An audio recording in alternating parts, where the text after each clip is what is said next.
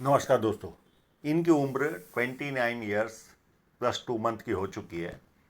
ये पहली बार एनालिसिस करवाए थे फॉरेन सेटलमेंट होगा कि नहीं। अभी इनका फॉरेन सेटलमेंट तो लगभग नक्की जैसा ही है।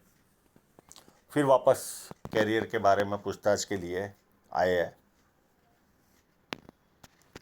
तो इनके हाथ के जो उतार चढ़ाव, बहुत कम उतार चढ़ाव है, पर जो है वो देखने की कोशिश करते हैं।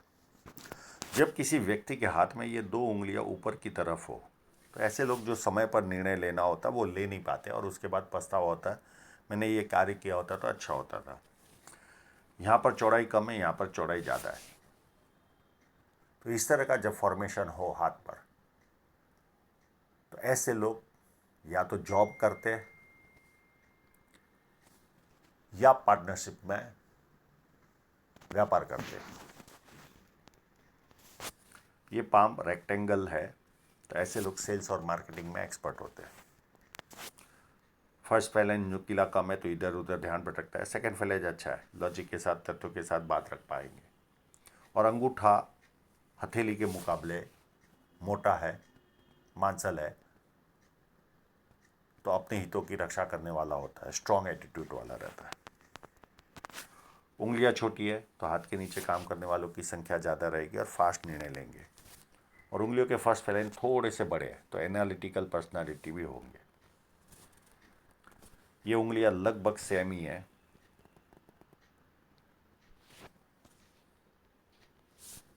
लगभग सेम ही है। और ये उंगली जब इतनी डिफरेंट हो तो बहुत अलग सोच वाले व्यक्ति होते हैं।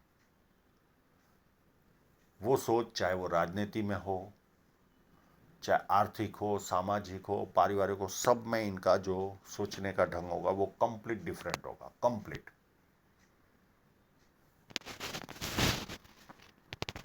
और कभी कभी तो ऐसी बात बता देंगे कि हम आश्चर्यचकित हो जाएंगे कि व्यक्ति इतना डिफरेंट कैसे सोच सकता है।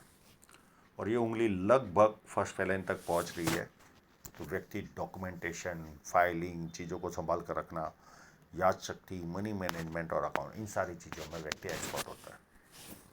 अभी इनके इंक लगे वो पाम पर चलते हैं।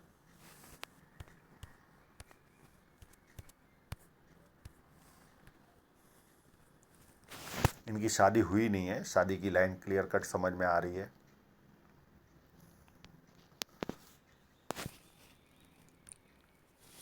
ये थोड़ी सी मोड़ रही है, तो ऐसे लोगों को जो जीवन साथी मिलता है वो एट्रैक्टिव मिलता है।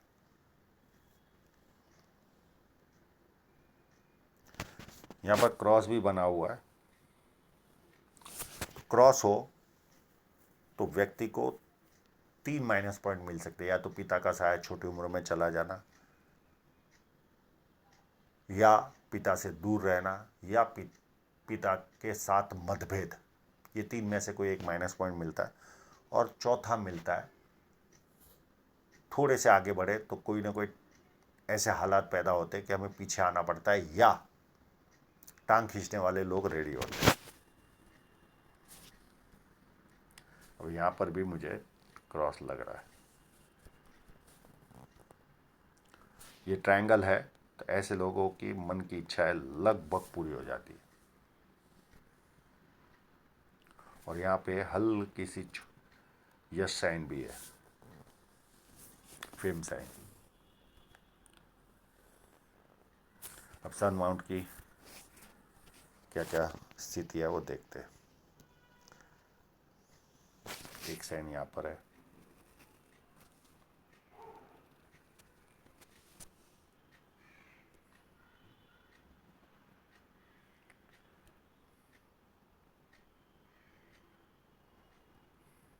एक यहाँ पर है,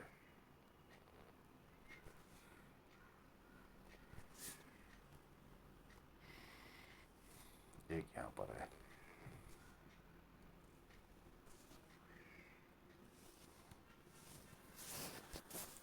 तो साइन है तो है, पैसा तो ये कमाएंगे, उसमें कोई ना है।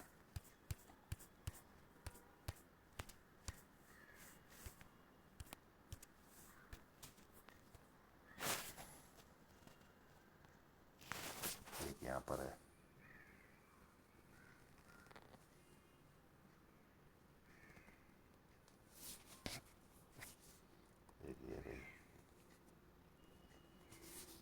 और एक यहाँ पर भी है,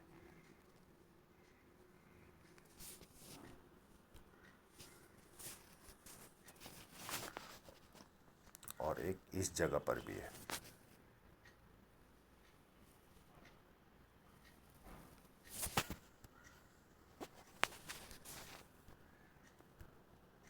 और अभी भी कमा भी रहे, ऐसा नहीं है कि नहीं कमा रहे।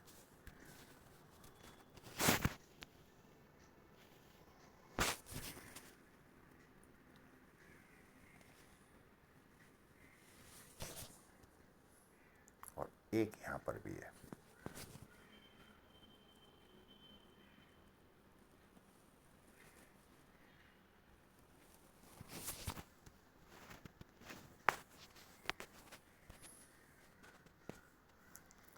और क्रॉस यहाँ पर भी है, ये क्रॉस यहाँ पर भी है। तो इसको स्टार नहीं कह सकते क्योंकि दोनों एक बिंदु पे नहीं काट रहे।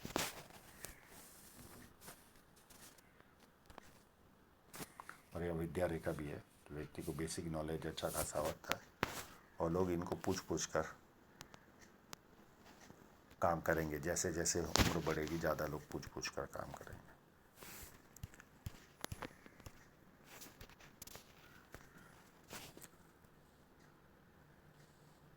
शनि पर्वत थोड़ा सा उभार लग रहा है, नहीं उभार नहीं है,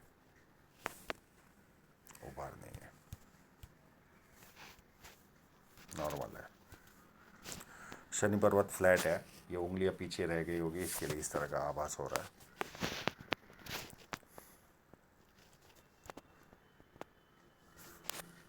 और ये लाइन है, तो ऐसे लोगों के जीवन में बड़े बड़े लोग संपर्क में आते हैं।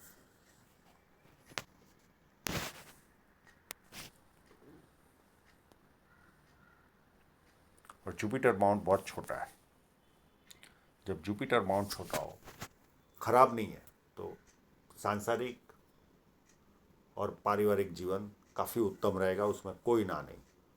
पर अपने परिवार से दूर रहना, यानी पति पत्नी और बच्चों से नहीं, माता पिता, भाई बहन, बुआ चाचा, इनसे व्यक्ति दूर रहता है, इस तरह के जुपिटर। और दूसरा स्टेटस नहीं मिलता, वो लेवल का स्टेटस नहीं मिलता। एक लाइन, दो लाइन, इस तरह की लाइन हो तो व्यक्ति मल्टीपल इनकम क्रिएट करता है। पामिस्ट्री, एस्ट्रोलॉजी, इस तरह के मिस्ट्री साइंस में ध्यान जाता है। सेवा भावी और धार्मिकता, ये सारे गुण व्यक्ति में पाए जाते हैं।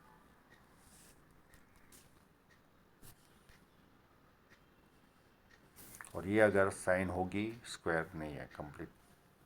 अगर ये कंप्लीट होगा स्क्वायर साइन, तो 32 के पहले कोई ना कोई प्रॉपर्टी और 36 साल में ऑथोरिटी पोजीशन पर पहुंचेंगे। और कोई फोटो में भी दिखने की कोशिश करेंगे ये स्क्वायर है कि नहीं। अंदरूनी मंगल मध्यम है, तो शारीरिक ऊर्जा मध्यम टाइप की रहेगी। बाहरी मंगल और ज़्यादा अच्छा है, जब किसी से मिलेंगे एनर्जी के साथ मिलेंगे, सामने वाला कंफर्टेबल फील करेगा। और संकट के समय व्यक्ति अपने लेवल पर संकट का सामना करता है। चंद्र पर्वत का उभार बहुत ज़्यादा अच्छा है, प्लस यहाँ पर ट्रायंगल भी है।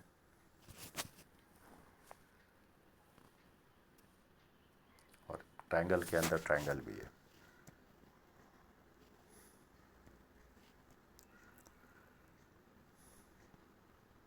और कोई ट्रायंगल है, एक ट्रायंगल यहाँ पर भी है।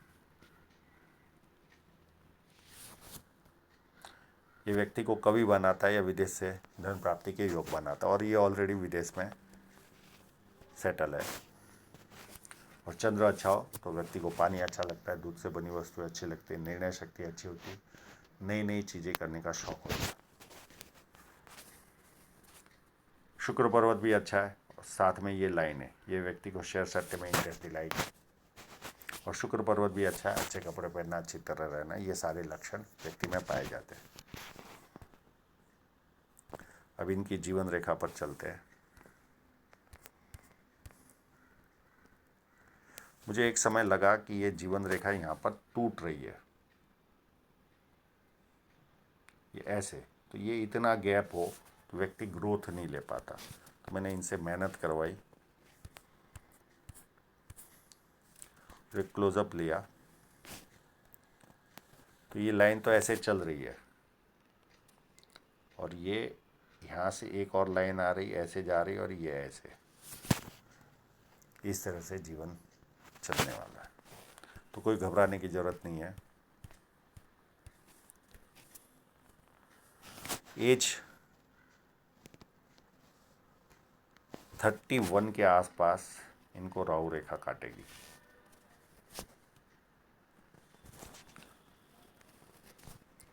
और एक शादी के पहले भी 6-8 महीने पहले एक हल्की सी राहु रेखा काटेगी। ये 2 राहु रेखा इनको परेशान करेगी। और ये शादी की लाइन है, एज ऑफ 33। यहाँ इनकी शादी होगी। ये शादी की लाइन है और इसके आसपास ही मुझे एक लाइन नीचे जाते हुए दिख रही है। तो कोई उसके आसपास में या पहले शादी के आसपास में या उसके थोड़ा पहले कोई नियर एंड डियर की डेथ होगी।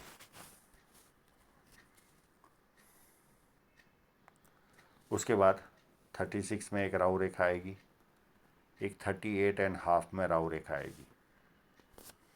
और उसके बाद कोई स्ट्रॉन्ग राहु रेखा नहीं है। वो जो दिख रही है तो मैं बता रहा हूँ, एक 46 के आसपास है, एक 48 के आसपास है, बहुत बारीक है। 51 वाली थोड़ी सी मध्यम है और एक ऑफशूट भी है। उसके बाद 51 के बाद 55 में एक ऑफशूट है।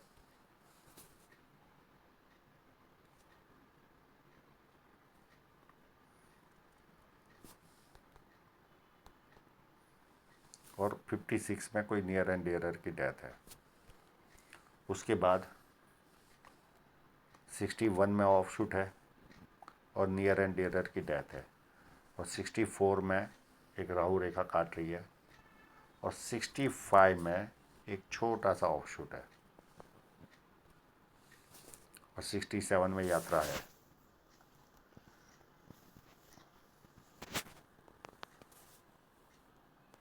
अब जो धन रेखा पर कट है, एक छोटा सा कट 32-33 के आसपास हो सकता है शादी का खर्चा आए इस समय। एक छोटा सा कट, इसको ध्यान से देखना पड़ेगा ये कट है या इन्वेस्टमेंट है, क्योंकि धन रेखा से निकल कर कोई रेखा जाती हो तो काफ़ी फ़ायदा देती है। एक 41 के आसपास है कट। 41 के बाद 43 के आसपास कोई इन्वेस्टमेंट है। 46 में एक छोटा सा कट है। 48 में इन्वेस्टमेंट है।